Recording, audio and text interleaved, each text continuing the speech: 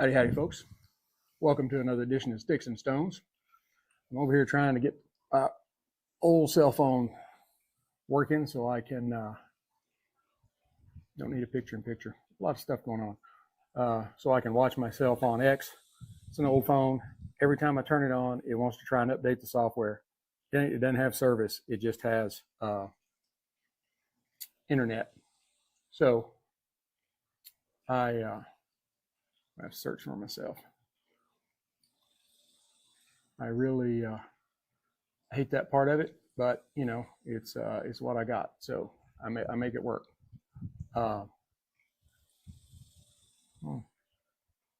Anyway, I got a great show for you today. I'm gonna keep jacking around with this, trying to figure out where I'm at.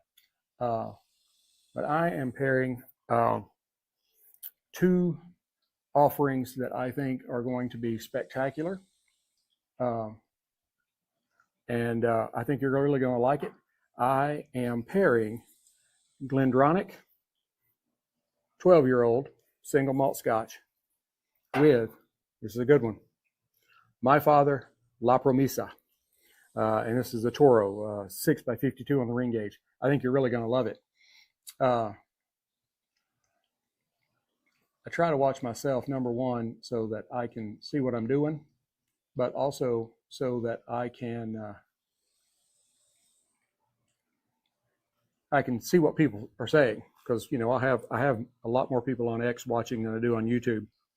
Anyway, all right. So when you're exploring whiskey pairings, harmony is really the key. That's what you're looking for, whether it is complementary or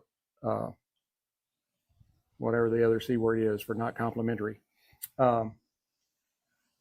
Each element should play off the other to help bring in to bring all the flavors together. Shit, I'm gonna get this right because I'm jacking around with this phone. GlenDronach, if you haven't heard of it, and it's not from what I've had. I mean, you can tell I've had this bottle a while. It's almost empty, and I do really love it. And when I bought it, it's probably a year and a half old. I'd never really heard of them. You know, you always hear of like the blended Scotch. Everybody knows Johnny Walker, and then Glenmorangie and Glenlivet and Glenfiddich and all that. GlenDronach I hadn't heard of, but they are catching on, and here in the U.S. And it is a really great Scotch. It is a single malt. It is not a blended Scotch, and I think we're going to find as we go through this that the cigar, the My Father La Promesa, and the GlenDronach are really going to have this exemplary match that is rooted in the richness and complexity of the two offerings. Now, the GlenDronach, this is a sherry cast single malt, and this is Highland. It's from the Highland regions in Scotland. It is matured in a combination of Pedro Ximénez and Oloroso sherry casks. It's 43% alcohol by volume, so 86 proof. Let's go ahead and glass them up, take a look at it. Now, kind of feel like I'm in a hurry because I'm messing around with technology. Shit. Yeah, I'm getting old. I sound like my mom, her complaining about her cell phone. As you can see, that is just a beautiful spirit in the glass. It's got this really like deep amber color, with maybe even some like ruby reddish highlights to it on the nose.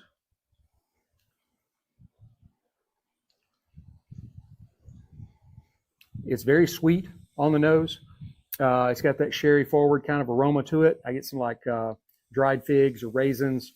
There's some like brown sugar and dark cherries for kind of a hint of sweetness. And that's all kind of underpinned by some baking spices and more of the stronger baking spices. I consider them stronger, like nutmeg and clove. And then there's also this nice faint aroma of oak really in the background. Now, on the palate.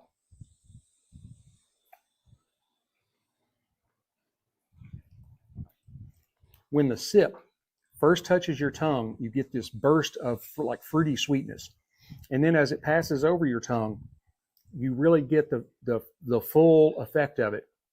It is full-bodied, kind of silky. It's got some really nice notes of toffee and chocolate and dates. I love dates. I'm not much of a, I like raisins, but not, don't do any like the dried prunes or anything like that, but I do love dried dates. I love them. And then there's a little bit of spice in there. You do get a hint of whiskey burn, but not a lot. And I think that the Pedro Ximénez casks bring in a really nice, like rounded syrupy sweetness influence, while the Oloroso kind of adds a nutty dryness to its structure. It's really great. And it has a really nice, I'm using my camera that keeps track of my face. It's kind of hard to, because it's constantly moving. Where was I at? Oh, I was on the finish. It has a really nice, long, warm and lingering finish. Now let me get another sip because it's starting to die away.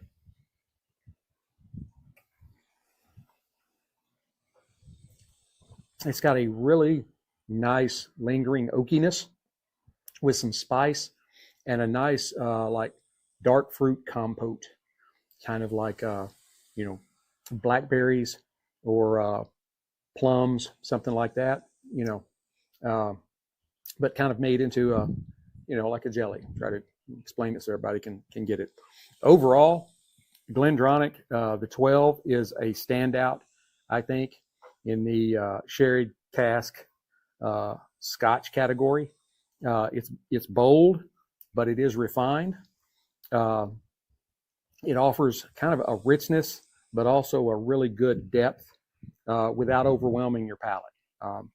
And I think that's going to be a key with this combination, because this is one of those that you want to kind of bring two spirit and a cigar together that's about equal, and you don't have one outshining the other. So with that, let's move on. I'm doing good, aren't I? The La Promesa from My Father. My Father makes they make some awesome cigars. They are very good, and I love the banding. It's just got some beautiful banding on it, kind of like San Cristobal, right? Got a little spot on the wrapper. I dropped it. I dropped it heel first, and it put pressure on it. So it's my fault. But anyway,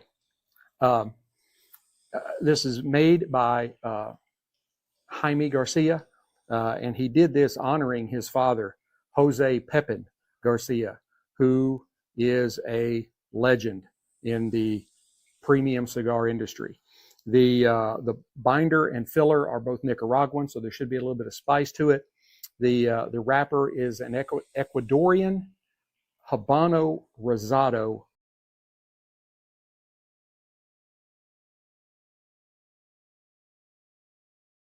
It never fails. I start doing something, and then I have somebody wanting to try and get in touch with me with that at that moment. Yeah. So anyway, on the nose.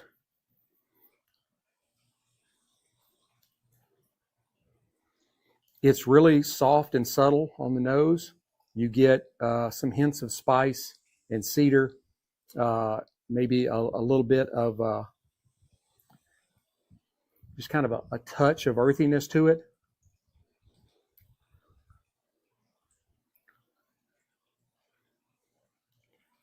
I don't know if it's following me or the cigar. It keeps moving back and forth. And maybe just some hints of chocolate in there. Let's go ahead and, I was going to tell you about the rest of the outside of it here. It is, like I said, this is a Toro 6x52 on the ring gauge. It is a really beautiful, beautiful kind of light brown. It's got tight but visible seams and moderate veining. A couple of them are kind of pronounced. The main one is like right there. I could see it on the camera, so I know you can. But nothing bad. I don't see any tooth in it. We'll see how that goes along, because I love tooth. All right, let's give it a cut and a cold draw. I'll go ahead and take this beautiful little cloth band off the bottom. My pool guy may be here any moment. I just saw a text message from him.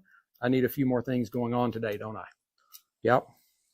Try to enjoy. I didn't even get to partake in Fuente Friday yesterday. I got three different Arturo Fuentes in my humidor. I didn't get to light up any one of them. So anyway, all right, where are we at? Cold draw. Don't do that. I told somebody yesterday, don't do that at the cigar bar if you're using the cigar bar, cigar place's lounge, whatever, cutter. Yeah, that's about the only thing that you really can get people pissed off about at the cigar lounge, is putting your spit on a cigar and then sticking it into the community cutter. I always carry my own, and I always have, as a backup, I always buy lighters that have at least a punch in the bottom of them. So, anyway, cold draw.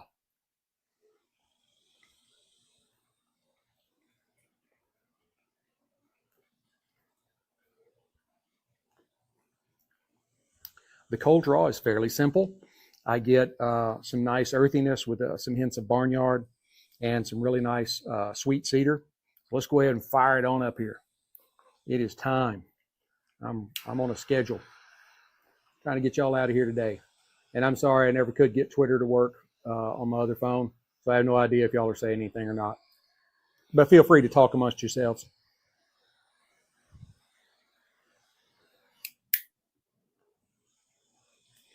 Also, I told you I dropped this one, and the pressure kind of did a number on the wrapper. Also, my big 650 count humidor stopped working like a month ago. It's probably longer than that. The screen stopped working, so I talked to the manufacturer. They said, sounds like a control board, $69 and 3 weeks to get there from China, and you'll be set up. So I put it in. Once I got it, screen worked great, but now it won't control the humidity.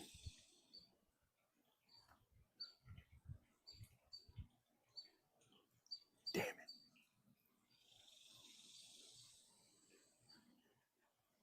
I may try it again, And by the way, this is a wonderful stick. Give me just a second.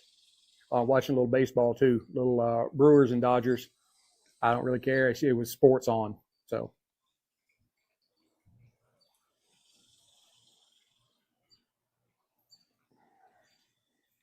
One more.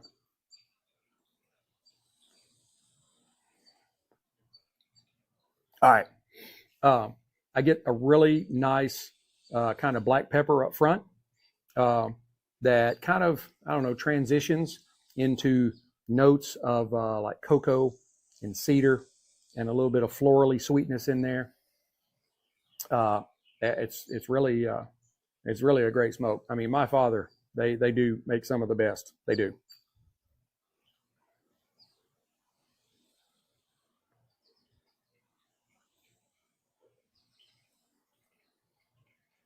That's a really great smoke.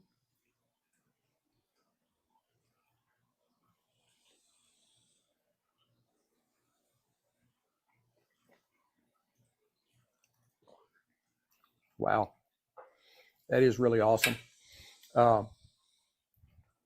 Sidebar. We'll get back to this in just a second. Like I said, it's the Brewers and the Dodgers. And I guess it's Clayton Kershaw pitching for the Dodgers. They haven't been out in the field since I've had this turned on. And I can't even pronounce the name of the guy that's pitching for the Brewers, but they did a little graphic and they were showing the difference in pitching speeds. And you normally think of Clayton Kershaw as having a big arm. Out in front of the plate, Clayton Kershaw's ball was going 89 miles an hour, about a foot in front of the plate. The guy that's pitching for the Brewers, his was over 99 miles an hour as it goes over the plate. Damn. Boy got a cannon. All right. I know I'm a little jumpy today, a little squirrely. Anyway, I do believe that the kind of the dark fruit and the sherry richness of the Scotch kind of echo the cigar's notes of cocoa and earthy sweetness. They go very well together. Little touch up, don't know. I always say this could have been me, could be the cigar.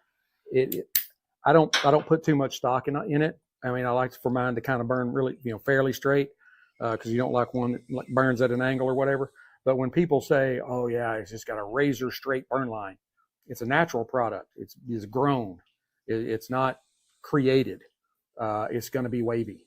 It is, and it'll be really wavy at your lighting.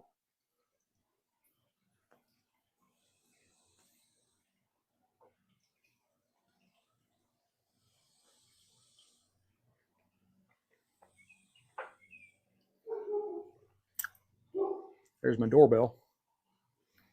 I think both offerings give us a kind of a spicy, nuanced layer. The GlenDronach, through its baking spices, kind of the clove, nutmeg and clove, and the La Promesa through its pepper and cedar. I do think it's one of those that they're not complementary. They're separate things, but when you combine them together, they make each one a little better. And I don't think you could ask for anything more when you're trying to do a pairing. A little warm out here today. Fortunately, the wind's blowing. My bald head is sweating. So this is why I wear a Stetson all the time, because there ain't nothing up there anymore. I'll do a throwback Thursday. I've got my first college student ID picture somewhere in the favorites on my phone. And you look at that and you're like, that ain't the same dude. Yeah, it is.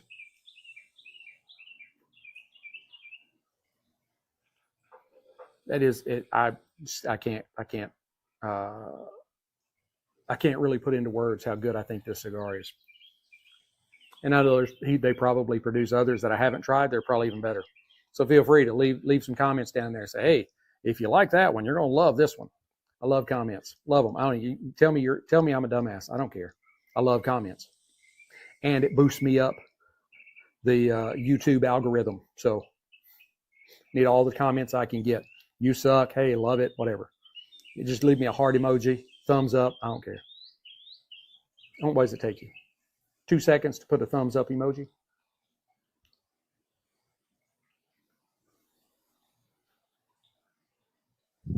I think one thing that you will find in this pairing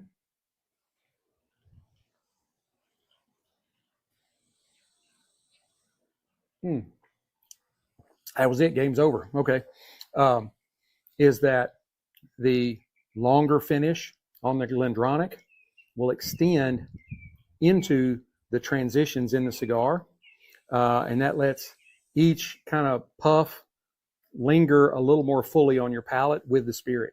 It's like I do the blow the smoke in the glass, and but that puts the smoke and the spirit in such close proximity to one another when I take a drink. I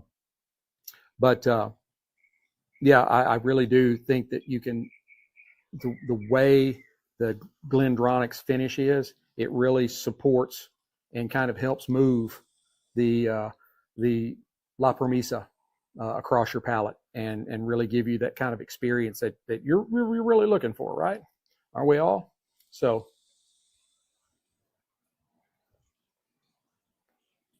I do have one thing. It has nothing to do with spirits and cigars other than the fact that it's on my social media, and that is I like X, but man, they've been hammering me hard on the algorithm. About 90 days ago, I was doing between 350,000 and 500,000 impressions a day. Now I'm averaging about 50. And I went through a 3-week period in late May and early June where I was barely able to scrape over 10,000. I haven't done anything different. I keep commenting and posting and sharing and all that kind of stuff. But their algorithm, it just goes up and down. After I had that big period, it dropped off for about a week, and then it popped back up again, and it dropped back down, and this time it stayed a long time, and then all of a sudden, for some reason, like 3 days ago, I started getting higher, but I've never gotten back to what I was before. I'm not a fan of the algorithm. So I've still got Premium Plus.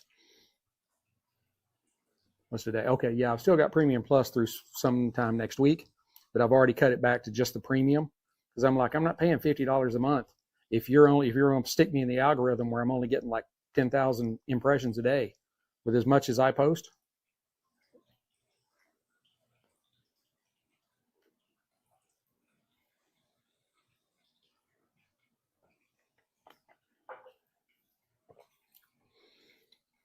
Y'all need to try it, definitely.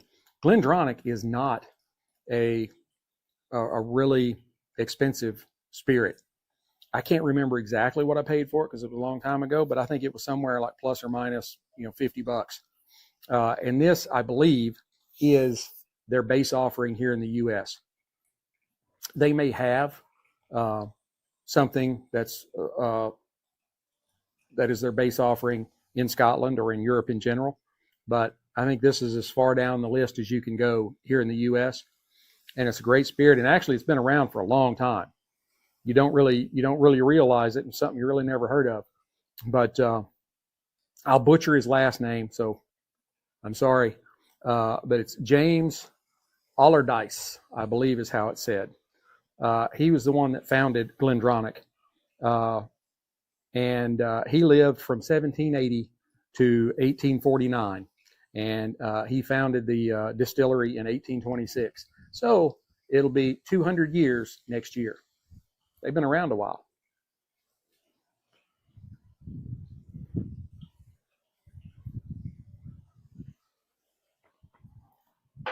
Well, the Detroit Tigers say that there's going to be a delay in their game due to inclement weather.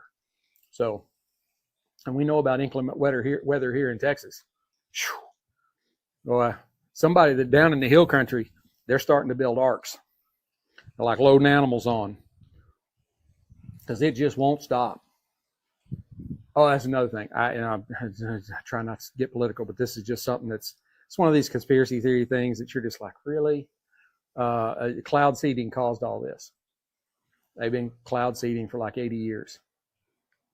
It just built up and now it's doing it. I even saw one of the conservative talk show hosts. He was on Fox this morning while I was on the elliptical.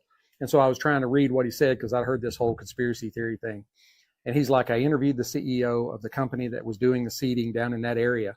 He said they did their seeding downwind from where all of this happened. So you can't push the clouds upwind because the clouds go with the wind. And he said, I did a lot of research on this whole thing. And he said, that's not what caused it. Our world is a world that we don't have as much control over it as we think we do. It's just one of those things.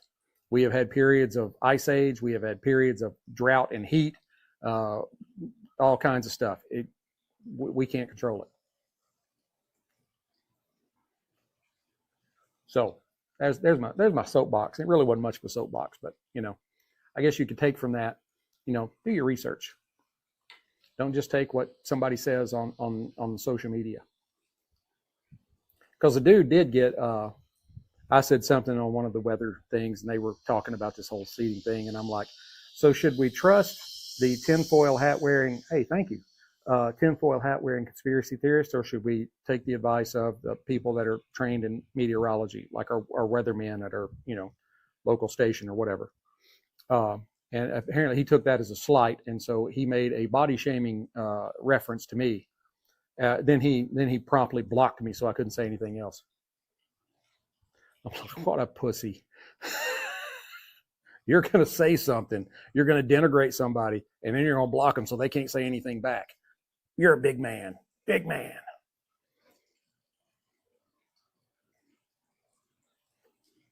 That is all kinds of ranging things today.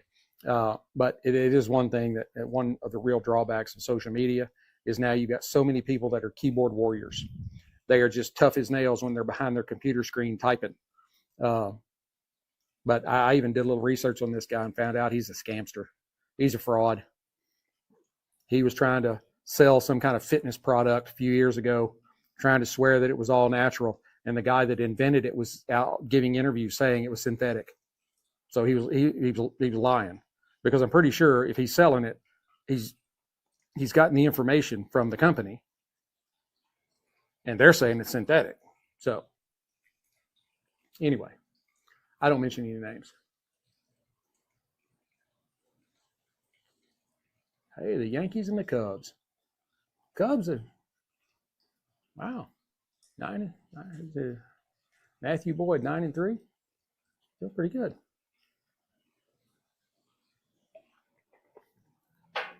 Yeah, we're going to get to see another baseball game. Or I am. Y'all aren't going to be around here that long.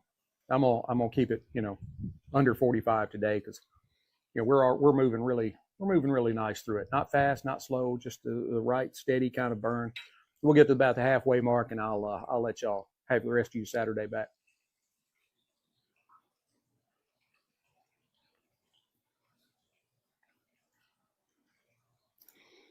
This is just a nice, smooth, mellow smoke that's got, a little bit of a little bit of spice in it, and some really nice, like sweet notes of the cedar and cocoa. It's got that black pepper up front. It gives you a really great experience as you're smoking it. And, like I said, it's a natural product. It's going to have some waves and stuff in the burn, but that, to me, that's a nice straight burn. Really, and I mean, look at that ash. Look at the ash on that. Beautiful. Beautiful.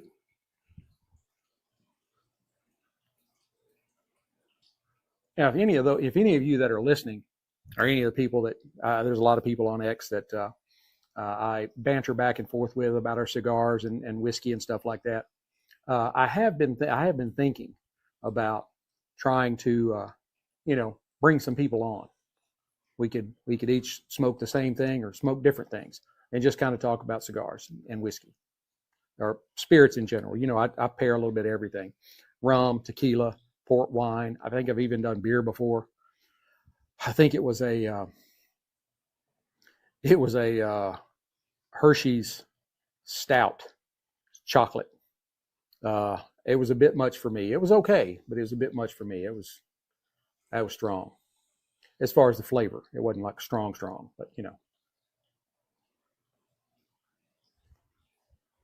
I never was a beer drinker back when I was in, like high school, when I couldn't afford, like expensive spirits. I just didn't like it. Beer, to me, it had a bitter taste. I didn't like it. But as I've grown up, I have developed a taste for it. I've got, of course, I live here in Texas, Republic of, and so I love Yuengling. Yuengling is out of Ohio. It's up there somewhere, one of those states. And I'm always posted on their threads on X. And it's made by Americans for Americans. It is the oldest brewery in the United States, and they make some great products. And they don't have any crap like some of those others did that nearly sunk themselves. They're just like, we're here to make beer and support America. That's what, just do what you're good at. Make beer. Stop with all the other BS.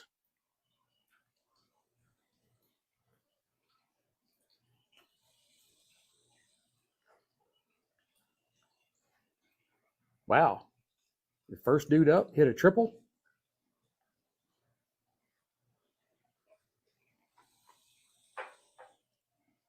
Man, not a good way for the Yankees to start. The Cubbies have already rocked a triple on them. I loved the Cubs when I was like a teenager. Of course, back then, really your only choice was like the Braves or the Cubs where I lived, because we just didn't have a lot of channels, and and of course back then I loved Harry Carey. Take me, he's just drunk as he could be up there. Take me out to the ball game, and it really, when you watch the original Major League, and what's the guy's name? I can't think of his name now. He's a former player. He played for the Brewers. He kind of he kind of impersonated Harry Carey, you know, with his persona, and he's like sitting up there calling the game. He's got a bottle of Jack Daniels sitting beside him, and you know, he was like, yeah, that was just like Harry Carey.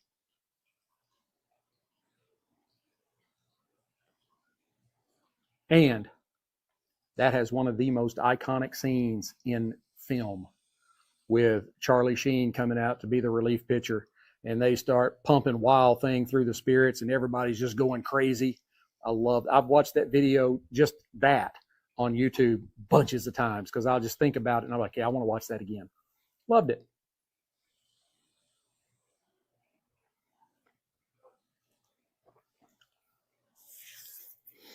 That GlenDronach is really good. I don't know, I've talked more about the cigar than the spirit, but it has a really great profile to it. It's nice and silky on on the mouth feel. It's got a really nice, not too long, but long lingering finish on it, and it's got some some really great notes on the palate. I don't think you can go wrong with this one. I guess I'm kind of leading you where I'm going to be before it's all over with. This was a good one.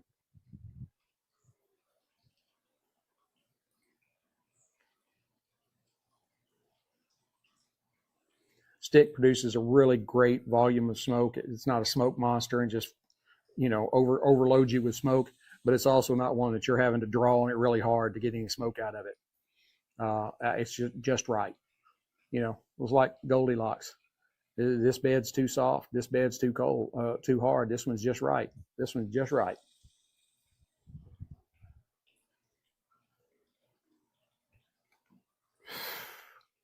Got that. Yep. Y'all saw it. I always let it go too far. Because I was just thinking, as I was sitting there talking, I probably need to tap this off. Trying to be real careful with it. Didn't matter. Still dropped. But it had a good inch and a half on it. That's what she said.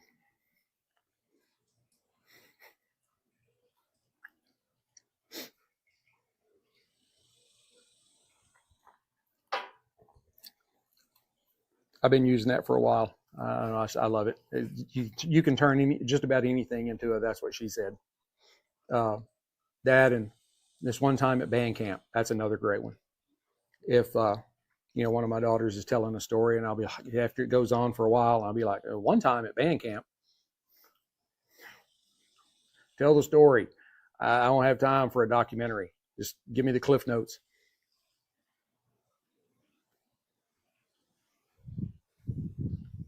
All right, the cubbies are up. We're going to go just a few more minutes. It's 33 right now. We'll go just a few more minutes to make sure we really get into the last half. And I'll let y'all go. I don't want to keep you all held up. And I don't have you up on X, so I can't tell. X wouldn't open for me over here. Damn it. Yeah, I have to put the explicit tag on every single video because I cuss like a sailor constantly. Well, which I was a sailor. I was a sailor and a soldier and an airman. So, Lord Jesus. It's not giving me the opportunity to see myself, load my Sticks-n-Stones thing. I sound like an old person, don't I? It won't let me do the thing. Goodness gracious. But it won't tell me that I'm live. There it is right there. All right. So now we can see. Hey. All right. There's 8 of you. Well, 7 of you and me. So that's great. I love it. I love seeing people. Well, kind of metaphorically speaking. I can see that you're there. Oh, now there is 8. All right. I think last week I had like 22. I did manage to make a post last night that said I would be going live about noon today, Central Time. So I would. Oh, now there's 9, and we keep going. I got another 10 minutes. We may get up to 20.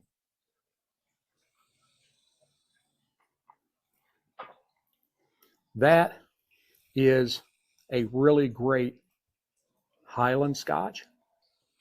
I am a lower smoke, lower peat kind of guy. I'm not much of an Islay drinker. I like Bruichladdich, and I do kind of like these are more islands, but they do tend to have that that Islay kind of notes to them, and that is Talisker. I do kind of like Talisker. Lafroig, but like Lagavulin, which is so popular with people, it's not for me.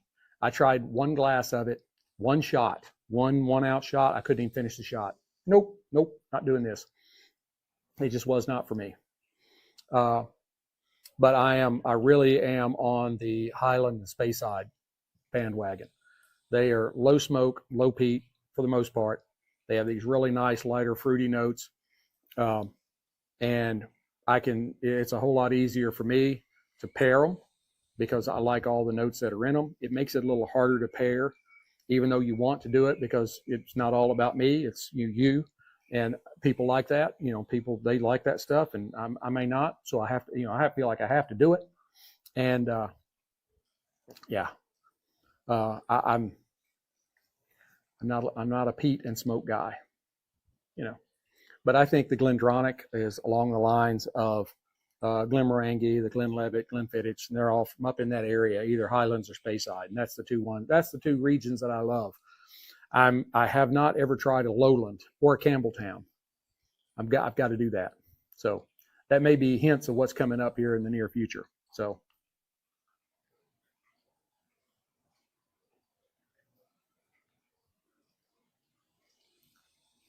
Really good. We're getting about the halfway mark. I think I could probably let you go a little early. I don't want to keep you Saturday all hooked up because some of you may be watching from Europe and it's already like dinner time. I do want a little bit more, just a touch, not much, but I did do 4 miles on the elliptical this morning. So I have over 3,000 calories for the day to burn. And I can burn a few shots of scotch. It's all right,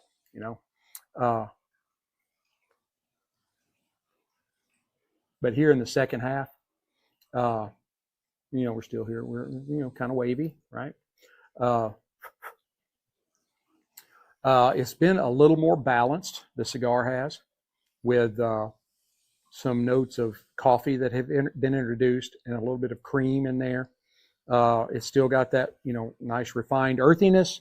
And while the pepper has kind of receded, it is still there, and especially is noticeable on the retrohale.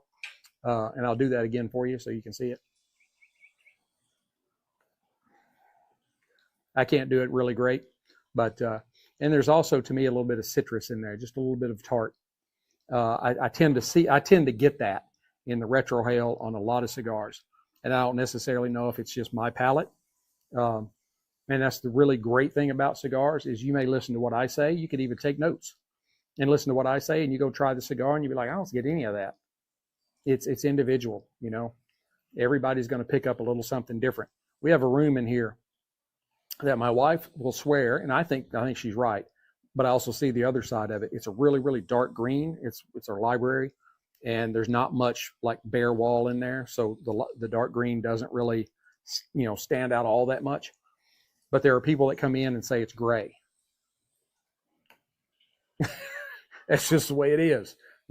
What I get, you may not get, and that's one of the things that I really love about doing these pairings, seeing what I get out of it, listening to other people, see what they get out of it. It is a magical experience.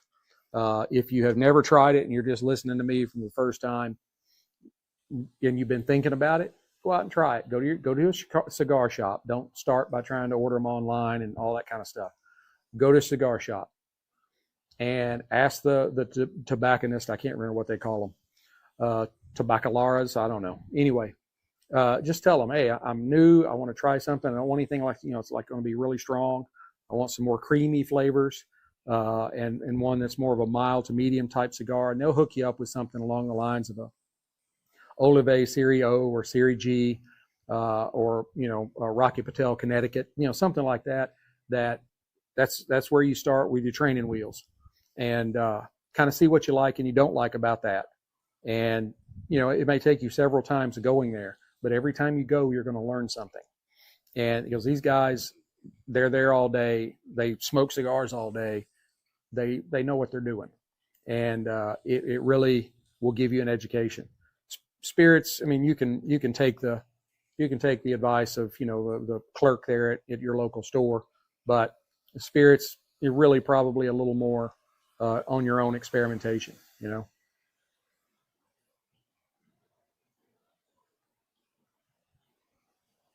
I really think that this pairing together has kind of started building in strength.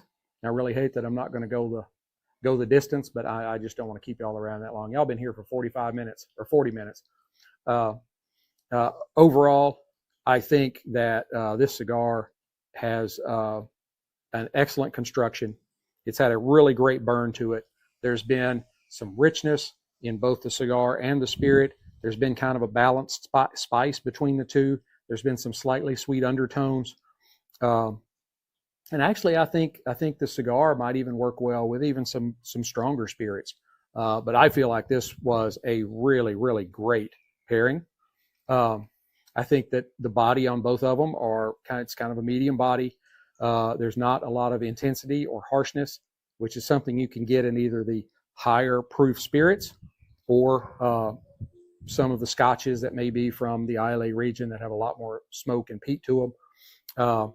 But I feel like that the sherry finish in the Scotch has really, really contrasted well with the notes on the cigar and vice versa.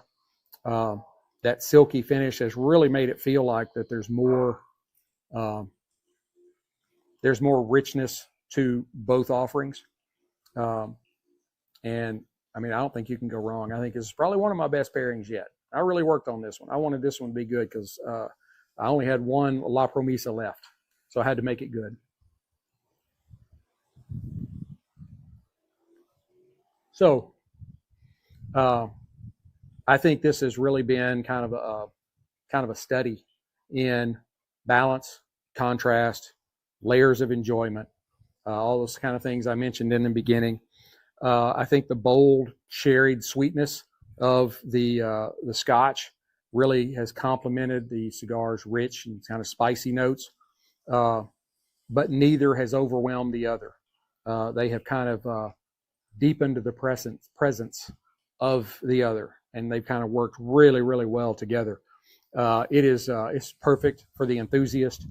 If you really appreciate like structure and richness and harmony, it is a great sipping and puffing experience. Whether you're, you know, new to cigar pairings or you're seasoned aficionado, whatever you want to say, this duo will definitely offer you a rewarding and flavorful journey. I would give them I hate to try to give hundreds, you know, but I think the pairing would be like a 98 out of 100. It's a great pairing. I might give the cigar, I don't know, I really have to give both of them high points. I was going to say I might give the cigar a little advantage, but I don't know that I can do it, you know.